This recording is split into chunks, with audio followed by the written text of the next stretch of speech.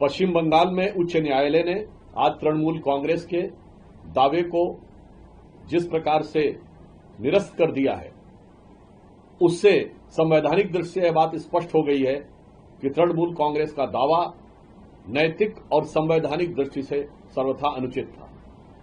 परंतु यह प्रक्रिया कई राजनीतिक सवाल भी उठाती है।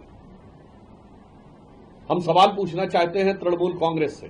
भारतीय जनता पार्टी ये पूछना चाहती है कि ममता जी, कृपया ये बताइए कि भारत के इतिहास में ऐसा पहला मौका है जब किसी निजी संस्थान के बचाव के लिए कोई राजनीतिक दल उतरा हो।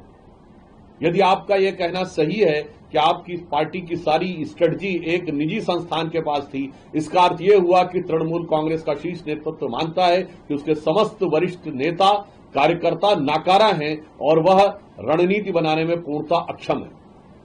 दूसरा विषय, यदि उसके बाद भी उनको ये लगा कि उस संस्थान में उनके पास कोई संवेदनशील जानकारी थी, तो ममता जी ने अपनी पुलिस पर भी भरोसा नहीं किया। अर्थात पश्चिम बंगाल की सरकार यह मानती है कि उनका खुद की पुलिस भरोसे के लायक नहीं है, इसलिए ममता जी स्वयं जाकर वहां पर उपस्थित हुई। तीसरा बिंदु, ममता जी ने वहां से फाइल उठाने के लिए अपने किसी निजी स्टाफ पर भी भरोसा नहीं किया और खुद अपने हाथ से जाकर फाइल ली। अर्थात ममता बनर्जी जी का विश्वास अपने निजी स्टाफ पर भी नहीं। और इस विषय के ऊपर कोर्ट में जो व्यक्ति तृणमूल कांग्रेस के पक्ष लेने के लिए आया, वो तृणमूल कांग्रेस का कोई पदाधिकारी अथवा उनका आधिकारिक व्यक्ति नहीं था। अर्थात न्यायालय से विषय उठाने के लिए भी तृणमूल कांग्रेस को अपने किसी कार्यकर्ता पर भरोसा नहीं था।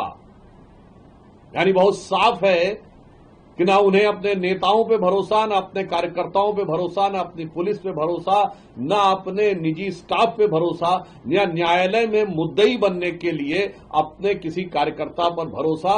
यह स्पष्ट दिखाता है कि अब पश्चिम बंगाल की जनता का भरोसा तृणमूल कांग्रेस से पूरी तरह उठ चुका है। और इस बात को साफ साफ समझते हुए तृणमूल कांग्रेस की सरकार और मुख्यमंत्री ममता बनर्जी जी बहुत असहज होकर बौखलाहट में इस प्रकार के कार्य कर रही हैं, जो नैतिक और राजनीतिक दृष्टि से तो अनुचित है ही, संवैधानिक दृष्टि से।